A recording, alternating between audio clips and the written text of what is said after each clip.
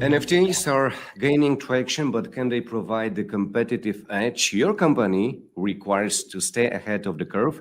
This is something we are going to discuss today on the next episode of 20 Voices Tech Talks. I'm Marcin Łukasik. Please welcome my guests, ANIL Brug, Turboslow NFT, and Michael Dorner. Hello, guys. Hi. Hello. Hi. Good to be here. Great to have you. Yeah, ANIL, just for clarification, who my guests are. ANIL is the co-founder of Turboslow NFT Agency, while Michael is the founder and CEO of VariusSystems digital solution. ANIL, could you tell us a little bit more about your agency? What does it mean to have NFT agency today? Yeah, I'm the co-founder and Web3 female entrepreneur, actually. It's not an easy thing to be in a men's world, but I have many friends and female friends in this field, and that's how we are interacted with my partner. He's in Brussels, and I'm based in Frankfurt. So it's a creative platform for digital crypto artists, NFT collectors, art galleries, metaverse, and brands. With diverse perspectives in the new media industry. So our buzzwords are Web3, blockchain, NFT, VR, AR, mostly AI in those days, and XR.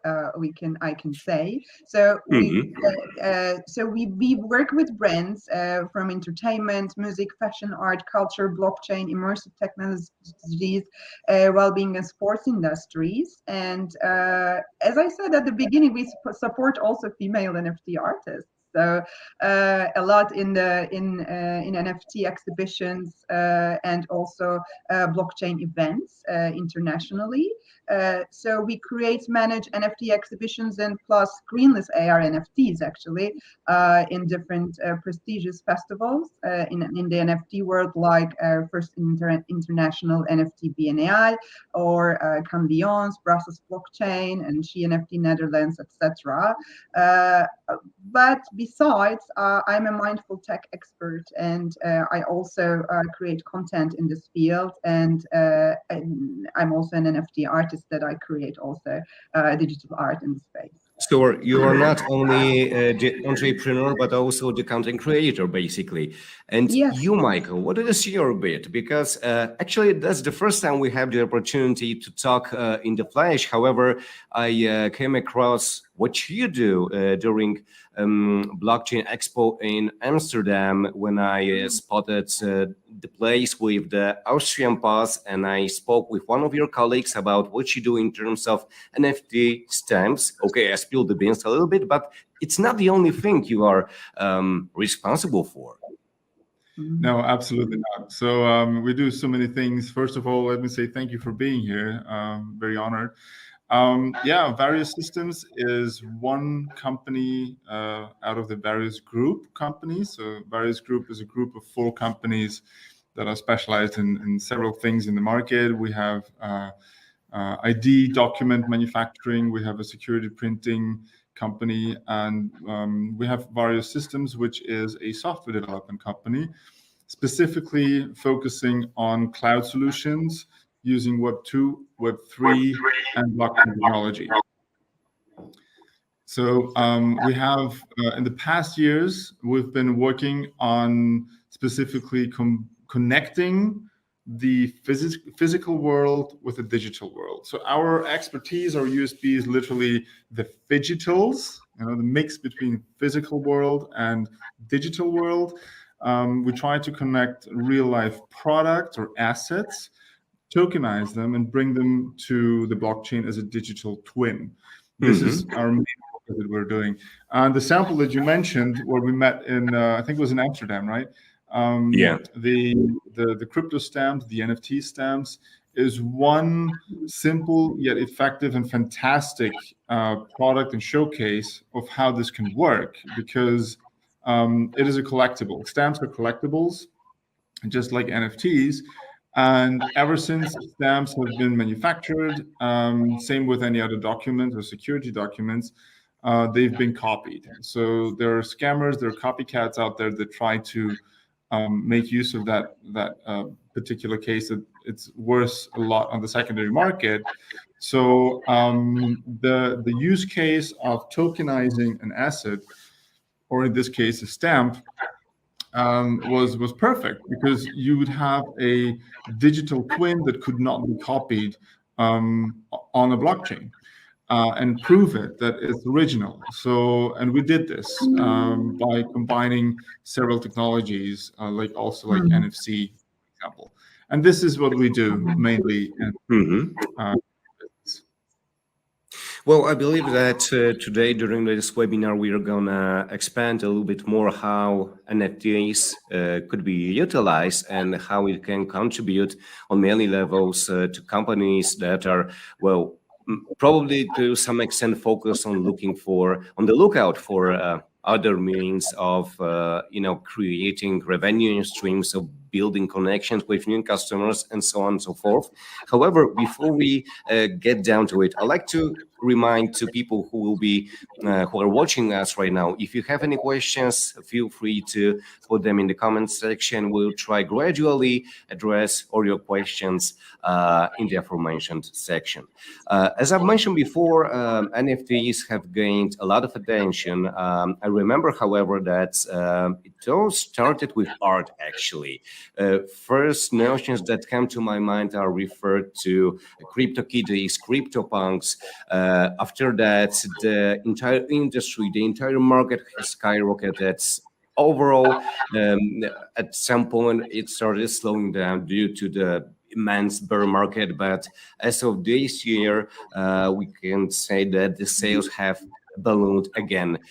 Let's start with a very general question. Are you guys surprised by how it all unfolded from something that was very niche, created by a bunch of technological and artistic zealots, to something that it's to some extent a very important aspect of creating even a marketing strategy for many companies? Daniel.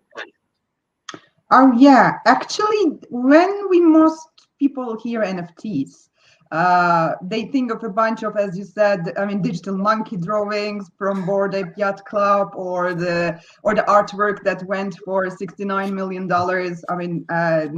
From that digital artist Beeple. But NFTs are so much more, of course. How we really use them in our daily lives, and on the enterprise side and on the marketing side. So they are the feature of digital ownership of real world and digital assets, as actually Michael told about it, and it was very impressive that what you've been doing in VariusSystems. Thank you. And this could be artwork, and houses concert tickets, website domains, and tweets, and club memberships, and music tracks. Sports trading cards and movies, or especially in those days, we are talking in 2023, in-game virtual assets a lot this year. The brands are also having many interests to those perspectives. So for example, if you walk down the street with a Picasso under your arm, so you could be robbed, let's say, but once the robbers have that painting, so it's hard to prove that it's yours. So and an NFT on blockchain is like a bank statement, actually, showing you on the original Picasso. So it's not a copy, and everyone can see that. So plus it could be stored in a wallet on your phone, or in a hot wallet or a cold wallet. So this is the main improvement, actually, I see when we talk about those. Well, I wish that we were all so wealthy that we could walk around with Picasso's paintings at our side. Maybe someday, who knows? Michael, do you see that we are surrounded by any assets that someday could be minted into NFTs too? Because according to your experience, you managed to mint not only NFT stamps, but also like alcoholic beverages, but very luxurious one. So I believe that it's not the end. Probably it's just the beginning of the story. And the question is how it's going to pan out. What else can we mint? Oh boy. The question is better like, what can you not mint? Would be easier to answer. I think that we are literally at the very, very, very beginning of Web3 and this whole NFT process. And I'll tell you why. Just yesterday, I had another customer and we did an in-depth workshop on how this whole thing evolves. You know, what is Web 1, Web 2, Web 3? What do all these buzzwords mean? So they didn't know anything about NFT. They knew it was around. They knew that some guy called Beeple made a fortune selling a JPEG. But most of the people still don't understand what's going on, right? And when you think about it, where we are right now in this whole ecosystem with tokenizing assets or using NFTs as a proof of ownership, the idea is to own your own data and to own your own access to something, right? So while a bank and a bank account, everything is centralized, and if somebody hacks the bank, your assets are gone. In Web3, in the Web3 space, and in the blockchain space, you own your own credentials, and you can use these same credentials to, for example, log on several websites in order to get access to certain media content or content in general. So it can be used as a ticket, it can be used as an ID, it can be used as so many things. And I see that we're at the very, very beginning. You could compare it like, take the internet of the 90s, all right? So at the beginning of the 90s, when we had these modems where we had to dial in on the phone, and you had to kick out your family member because you wanted to go online, or somebody picked up the phone and kicked you out of the internet. At that time, even a browser was something new, you know, and you needed to really be a tech geek to understand it and to understand that that is the future. So, and I think we're at the same point right now with NFTs and the blockchain technology as such. It's not brand new. Blockchain has been around for 30 years. But the adaptation is now finally starting to take place. And we're moving towards creating user journeys that are much more not only efficient, but much more friendlier, user-friendlier. You don't need to, you know, to understand what is an HTTP and an FTP protocol and scripting or something. I don't care how websites work. I want to use it. You know, I want to use my phone and browse on a website. And this is where we're going to get in the future with NFTs and tokenized assets or tokenized products in general. Do you believe that, given what you've just said, that NFTs are the best example of how crypto-related items could be used? Because some people, you know, they question why would they need blockchain? What kind of problem does it solve? But there you go. We have NFTs that have like myriads of different utilities, and basically they work best when it comes to comparing it to other digital assets that are somewhere on the blockchain. I'll give you some samples. So let's start with the stamps. Let's start with the postal industry. So the postal industry, there's something called the UPU, the Universal Postal Union, which is part of the United Nations. And they make the contracts between all of the 140 something countries around the world on how letters are being transported or parcels are being transported. Now, the problem is now that they have just as many contracts as they have countries or postal operators. And the problem is also that sending something cross-border, you need these two countries, or at least these two countries, to communicate with each other. So you need to make an API, because that country uses, for example, SAP, the other one uses, I don't know, IBM or Microsoft or some other solutions, and they all need to communicate, and you have to have a lot of development cost in APIs, which are sometimes not too stable. A blockchain solution would get rid of all of that. So suddenly if you start tokenizing a letter, for example, or a parcel, and you use an underlying technology like the blockchain, and you build your own decentralized apps, and there's one standard because one parcel or one letter is tokenized, and everybody can put in their information in the metadata, even add a little picture of it if you want to. But in essence, it makes communication so much easier because it's decentralized. So everybody who wants to get access to it and can read information out of that. Another example, maybe that's closer to the end user. We have this one customer that is an Austrian spirit manufacturer. They make a custom-made gin, and they have several brands, or several flavors, I should say, several flavors. And they want their community to be to participate in the development of the next flavor. So, however, they also wanted to make sure that this can be done anonymously. So what happened is that they tokenized every bottle, and if you buy a bottle of gin, there's a chip inside that literally is communicating as your NFT. So it's tokenized and it's holding the NFT. And without any knowledge on digital wallets, on NFTs and cryptos, nothing. You don't even need to know anything about it. But you can use that with your smartphone to communicate and to vote, for example, to vote for the next flavor or to get access to certain content. And that happens in the background. This is what I meant by we need to make the user journey much more simpler and much more effective and much more friendlier. So it can also democratize some processes. For example, when you said that you can vote, for example, for the new taste of some items. So basically, when you have some ideas and you are involved to some extent in a company as the owner or as a partner or whoever, but that company is something that create something dear to you. So basically, you can make your voice more vocal thanks to that. Absolutely, absolutely. It's a perfect example of a decentralized autonomous organization, if you want.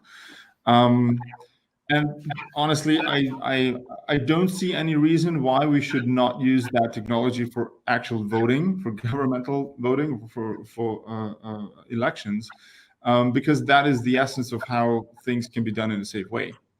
So yeah, this is a perfect comparison. Yeah.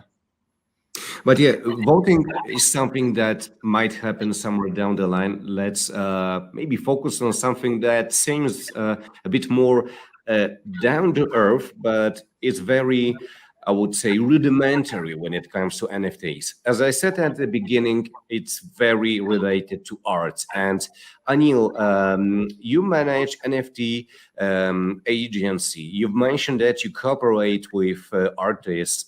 Could you shed some light on how that collaboration looks like? Is it like that some musician or some painter approaches you and you try to probably mint some NFTs for them that represent their pieces of art, or how does it look like? Actually, what we do is basically we represent them as an agency in the blockchain world and in the NFT world. So some of the artists are very new to the market, and some of them are not new, but they would like to make their own name. That marketing name. Yeah, how we can. It's not just selling, but making a prestige. Especially in this NFT world. I mean, being in international exhibitions, art exhibitions, and especially in NFT exhibitions in blockchain events. So how can they really position themselves and how they should do it with coaching? We say it's like Web3 coaching, other than making working as an agent for them. So it's a path that we walk all together. And what do they really want? How to really express themselves, those artists in this world, and what do they need for their technical background, and how they can really make some multidisciplinary projects especially that we are telling some of them that you are not the only one. So let's make a cooperation. And I mean, my multi-dimensional project that's someone that we know from Canada and from Japan and from New York. So let's focus today our strengths and what we all could do all together. So this is the actually, and with the smart contracts and blockchain ecosystem really, I mean, allows that, and that democratization also for the artists. That's why we are here to help them, to show them a guidance and to walk in their path, in their artistic path, in their career.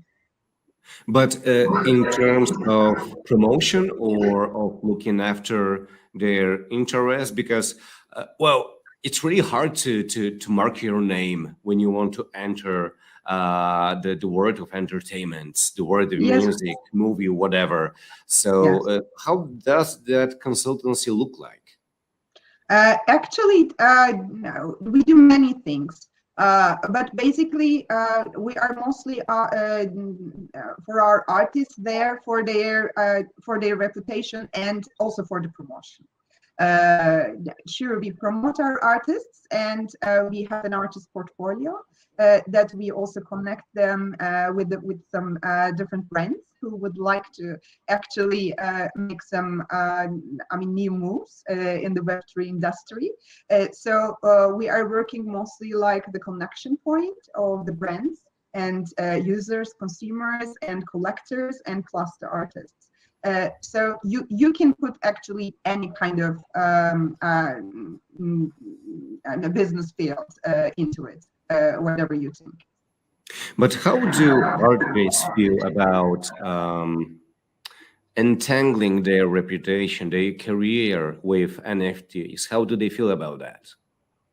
Oh, actually, some of the artists are a bit afraid at the beginning, of course, to jump into that space. And for most of them, it's technical, and they don't want to deal with those technical issues that we can cover with our team. And we can help them, and we can encourage them actually. Also for some different grants in Europe and internationally. So to encourage them to do some different and interesting projects in that way altogether. So we are supporting in that way, and plus, of course, we work with a commission based on the promotion. So, and with the Discords and with some marketing activities, sure, we support the artists, but we are mostly doing it, especially on the NFT art side. I believe that Michael is still with us, but probably you're having some difficulties with your camera. Nonetheless, I hope that you can hear us. Yeah. Oh, he's and he is back again. Brilliant. I'm back. Sorry about that. It's all good. Guys, I wanted to ask you about, because you both represent very peculiar points of view when it comes to NFTs and how it can be used. Michael is more like business-wise, looking for some opportunities for liquor producers, and you uses or implements NFTs in order to back artists to pave their way to fight for their reputation. But let's look at it using your experiences from a broader perspective. Let's say that I am a deal maker. I own a business, and I'm thinking about, expanding my business using some modern digital solutions, such as NFTs. How it can contribute to my urge to expand streams of my revenue, how it can contribute to my attempts to connect with new customers, especially the young ones who are more familiar with such crazy things as NFTs. Anil, would you like to start? Yeah, sure. Yeah, I'd like to give a real example actually here. I mean, it can maybe inspire our listeners more. So we have made a collaboration with Soulmate Origins. So this is like a card, and I know Michael is doing so many things with the cards too. And so it is like an exclusive and limited and copy protected fine art prints, actually. So with this card, when you scan the QR code and put on your mobile phone, so when you swap it, so you can reach also an extensive digital prints, and plus the connection of the marketplace, and also and so this actually kind of let me say applicative business can kind of bridge the gap between digital NFTs and physical ownership. So to give NFT collectors and also the users also the sensation of physical ownership through an interactive NFT card. So by this way, actually, that's a good example of brand awareness and loyalty. And the brands can use this in different platforms for their products, and other than artwork, for the real world and digital world, by giving an access to the consumers, feeling that, I mean, you're special. And with this card, and it is also a way of being engaged in communities and with different tools backed with NFT and blockchain technology. So, and there are many different actually customer experiences. So we also do, and like NFT gifting. Actually, especially in special days. So rather than showing and trading the NFTs, I think people are also, the learnings from Web2 that I've been from my e-commerce background, that showing the products and showing what is it really all about to where the traffic is in the real world too, not just in the digital world, to the people. So some NFT design specifics to brands like, sustainability, innovation, blockchain, technology, sports, fashion, art, or so. And like happy spring, hello spring, happy holidays, and happy birthday, and many more. And screen is augmented reality and physical and digital, actually, NFT options are also quite important in that sense. So from our own agency experience, we have seen that. To show people the real and the physical and digital options of the NFTs and forms, really effective for on the user experience side. So so even like this, so even on a T-shirt, on a frame, on a laptop screen, so to feel that they're experiencing it, even though they don't own it, but to see that is a big actually jump for the consumers from jumping from Web2 to Web3. Well, in the digital world, you don't have to possess something physically to experience it. However, I love the way you put it when it comes to benefits for the customers. It's all about making them feel special. But it immediately brings one thought to my mind that probably, when we talk about uniqueness, probably NFTs are not attributed to any possible brand that there is somewhere in the world, because probably first connotations for many people is about some luxurious brands like Gucci or Louis Vuitton. I wouldn't imagine, for example, Target or Walmart or Biedronka, as we have a wholesale shop here in Poland, or basically any other company from the wholesale industry providing NFTs for their clients. Why would they? Yeah, I think it's for me again. I would not be too certain about that. It's you just mentioned a few brands like Walmart and Target and so on. Rest assured, all of the big brands, from what we've found out, and we just came from a couple of trade shows and expos, every single corporation, all the big guys are thinking about NFTs and the metaverse and blockchain and how they can get into it, because everyone has the feeling they missed something. They don't know what exactly, but they missed something. A few of the big brands, they do understand it. They do understand the benefit and the potential that lies behind it. And I'm not just saying, opening up a store in the metaverse, which is a nice marketing thing, but it's limited in some way to one specific metaverse, for example. But using NFTs to get into interaction with the end user, this is something that the marketing departments and the companies and the brands have been waiting for a long time, because it gets harder and harder for them to get, let's say, screen time, or to get some kind of a attraction to their brand. An NFT can be so much, whether it's for artists, and you ask the question like, how can I monetize, NFTs, or what use case is it for me? We do work with artists as well. So we have, for example, let me show you just this one piece here.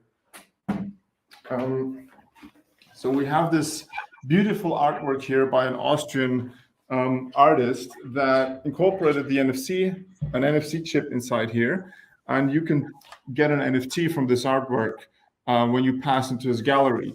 And so every time that you enter the gallery, you buy the tickets for the gallery. You can grab the NFTs of the pictures, and it's limited. And only if you have the NFT, you can order merchandise with that print in his online shop. So it's a mixture of loyalty, merchandise, access, these things. But it's also utility, like giving them VIP tickets to certain events and openings. So this is one side. As for brands, we see that there is a demand, and there's a lot of questioning, a lot of questions asked in the gift card market. So one of our companies is manufacturing gift cards, for example, and they ask, how can we combine NFT with gift cards? Is there any way? And I say, like, are you kidding me? There's millions of ways. You can thinking of media or restaurants or something. An NFT can even be a voucher. It can be a 10% voucher, but it can also be a draw for game. You can add gamification to it. Anything that actually helps getting interaction back into the game with the end user. And I think it's just a little bit about creativity that the marketing people need to come up with, and the technology is there. It's just a matter of transporting the possibilities to these companies. And when this happens, wow, it's going to be amazing. Maybe one thing.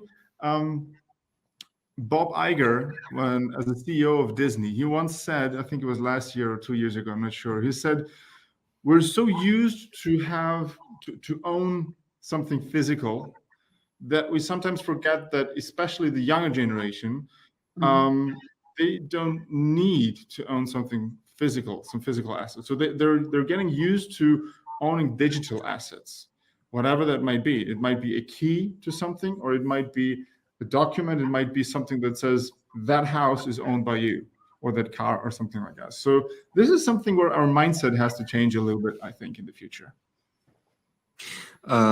Correct me if I'm wrong, Michael, but at the beginning you said something that many companies represent approach that is kind of NFTs, we don't get it, but we need to have it, something like that, something a little bit of FOMO, fear of missing out, right? Right. But you've also said that only a few companies, they do get the benefits of getting into that space. And I'm wondering, have you heard, or Anil, have you heard of any company that have managed already to change their efforts towards the NFTs into profits? Or maybe it's not the case. Maybe it's too soon to talk about profits, because perhaps NFTs should be perceived as a long-term strategy for companies. How do you guys think about that? Yeah, actually, to be honest, it's profitable for some of the brands like Coca-Cola, or as you mentioned before, some luxury If you are a brands. big brand, yeah. Yeah, and Tiffany and Company and Tiffany and Co. That NFT collection is a great example, actually, that Michael has given many different examples, like the combination of Web 2 and Web 3, because I think this is the special key for the brands to catch this attention of the users from Web 2 to Web 3. And the collection of the Tiffany and Company's 250 NFTs is digital pass that is exclusively actually available to CryptoPunks NFT holders, and which gives the holders the right to transform their CryptoPunks NFT into a custom pendant, so which contains executive stones and diamonds. So this is a very clearly high-end offering, of course. But however, this does not fit for every brand, of course. So as you have said, Marcin, it should be a long-term strategy for the companies, for the enterprises, for the brands, actually. And they can also open a store in Metaverse. I'm not really against that.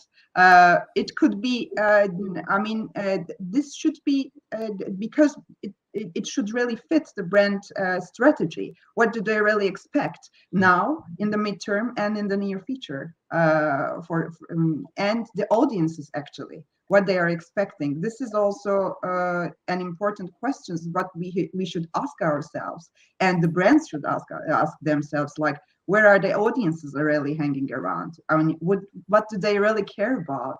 And how can we make a meaningful interaction with them? So these are the questions we should think in those days. Michael, anything at your end? Yeah, I totally agree. So I think we have to stop seeing NFTs as just assets, because it can be so much more. And also we have to stop looking at them as, oh, I want to make money with that particular NFT. Yeah, it can happen, and we've seen it in the past. We've seen big brands like Anil mentioned, or Nike. I mean, take Nike. Nike, the most expensive shoe that Nike ever sold was a digital one. Think about it, So this is this is turning the world upside down. But this is only one way of doing it. This is something where you say, okay, I own this particular NFT because it's a shoe or some object. On the other hand, is NFTs can really be used for long-term loyalty programs, or building loyalty, or connecting to people, or as a giveaway. And Anil mentioned also in the beginning the gaming industry. So the gaming industry, in my personal opinion, is going to be the first big industry that will actually profit from this technology. Thinking about all the gamers that are playing online, and you get some magic sword or some armory or something like that, and that can be stolen by a hacker. So if you tokenize these as an NFT, oh, now Marcin is gone. Okay. I think we'll just continue, maybe. Yeah, maybe we can continue. I don't know. Yeah, or let's give him a minute to see if he can come back in.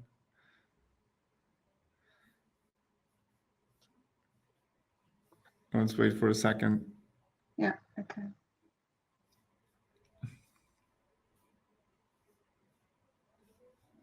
Very interesting views, by the way, from you. It's so funny, so good to see it from a agency and creator and artist view from your side. So very insightful. Thank you. It's my pleasure. Thank you to you too. Especially your physical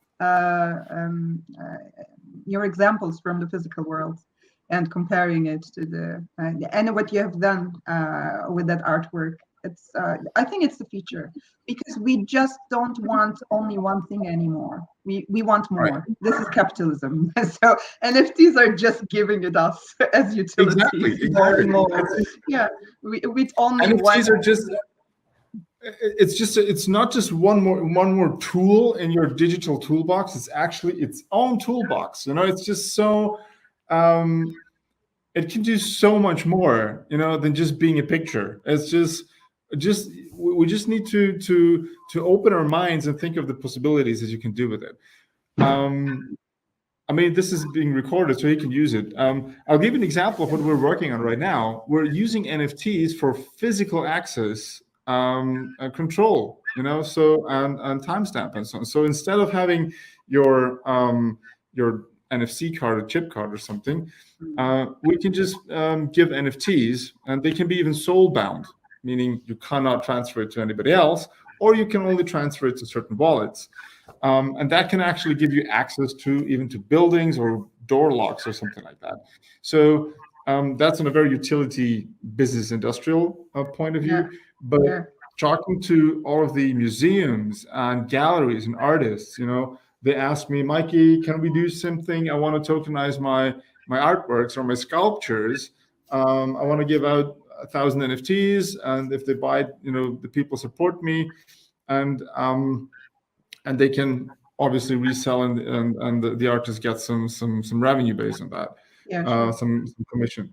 But also, and furthermore, the better the artist gets, or the more public his artwork is, and the more successful he is, suddenly the NFTs become more valuable, and they can be used for so many more things, so like merchandise and so on and so on. So it's really we're getting to the point where we have so many options. Gaming itself is a huge industry. Ticketing itself is a huge industry. Arts, technology, track and trace, all of that stuff. So we have this super powerful tool of NFTs and tokens in general. We just need to learn how we can use it, and make it. Actually, we know how to use it. I mean, the ones in the industry and what we are creating, but actually the users and consumers have mostly no idea. So we just stuck to the digital wallet, NFT, what? So I mean, it's like, it's like we talk just, between us, and so they're listening, but they want to know and they want to learn. It just happened with the social media, actually, when I started the first social media agencies in the industry when I was working with. So we were doing the first Facebook applications, and the brands were quite kind of scary for them, what's going to happen, what the users and consumers are going to react, and how can they really manage those comments, bad comments, good comments. And now we are mostly talking about the applicative stuff, because we know that we need to create communities, and the community is the key. But it comes with the utility. Of course, you can't just make the community up and leave them there. So we need to give them something to play with, and some utilities also, and fun and interactive way, not just like, okay, this is a toothbrush, and you are going to brush your teeth, so with that toothbrush. So it's not just that. How can we make it with fun? So with the characteristic or the creative form of that toothbrush. Okay, let's give some music and sound and some different kind of energies, and let's make a video of it and let's see all together. So it's a stupid example, I know, that that I came up with the toothbrush, but the thing is, the main point is to make it fun and interesting for the communities, and as utilities, giving with the utilities. I think this is the main point, because Generation Z they just want to have fun. Really, it's also cool, but they're coming from this the gaming world, and my 7-year-old son, he's not allowed to play every single game, but his friends are crazy, so they're talking about it, they are living in that space, and it's completely different compared to our childhood. So completely I totally agree. So even my 3-year-old daughter, she's growing up as a digital native. She was born literally the month before the first lockdown. So the first 2 years she was used to people wearing a mask and seeing them on screen. So the first time we went outside in the real world, it was a little bit of a culture shock, or shock in general for her. And I totally agree with what you said, that it's all about entertainment, because we live in a world of entertainment. We live in a digital world. You know, we might look at the news, and the news are not always the best and everything, but to be honest, we still live in a very good world. We still have it all pretty good compared to how it was centuries ago or in some other countries. So we're consuming a lot more gamification and entertainment in our lives than we did 10, 20, 30 years ago. And I think this is really going to be the place where we're going to see a lot more NFTs coming in. Gamification, collecting is a huge thing. Think about all these trading cards, you know, trading card games and all that. Back in the 90s, 80s, 90s, we used to buy these trading cards just for the sole purpose of looking at them, and because they looked nice, you know, and they were colorful, and they had maybe a hologram or something like that.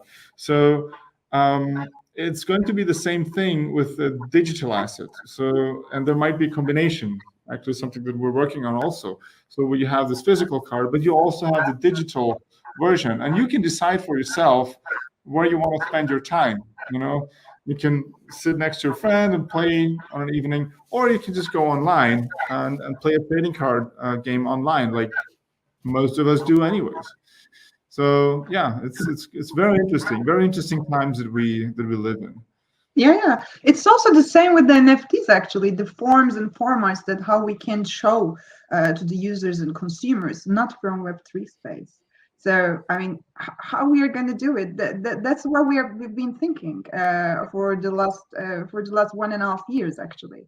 That's why we're using mostly the different forms and formats that not just as a utility, but I mean, they can at least experience in their lives, because I know from my e-commerce experience that if you don't buy anything online, so it's a big step in your shopping experience. So I mean to use a credit card, how are you going to do it? I mean swap with the pages and then okay, click the button and buy it. So it's been a whole shit thing, actually, for most of the people. But now it's the same with the NFTs and with all digital utilities, actually. Hello, my son. Oh, hello again. Question.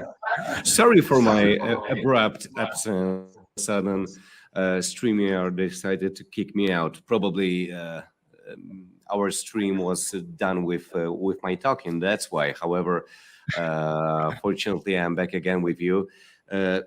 Probably just for some final words.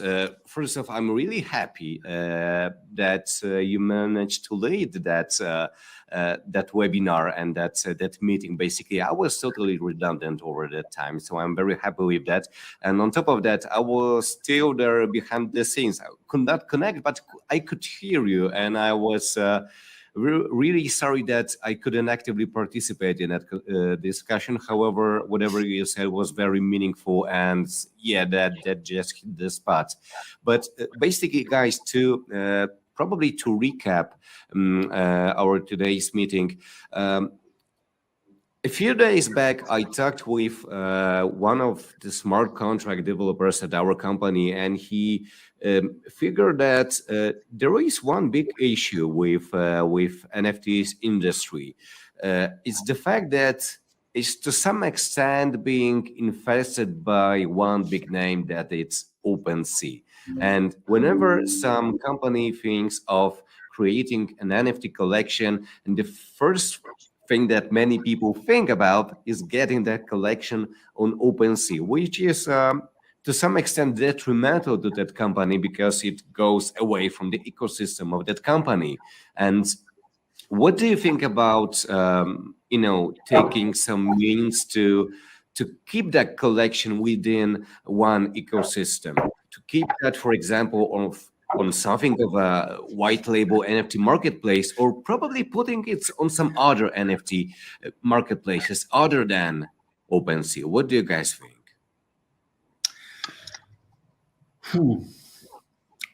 I think it's a religion.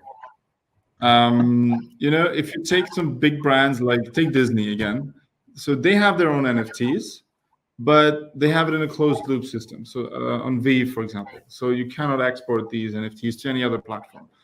And the reason is very simple: money. It's just about revenue. If you can keep it on your own platform, number one, it's secure. So nobody else can copy an NFT or just put up a picture like it happened on OpenSea and claim that it's original, but in fact it's not. It's just a scam. So that's the positive thing. The negative thing, or in my opinion, negative thing is it takes away that aspect of decentralized services, because it literally is centralized. It's owned by Disney or by whoever. So there are pros and cons, but with new standards being developed, whether it's Ethereum, ERC standards or other standards, and eventually at some point even new blockchains, we will see new possibilities popping up.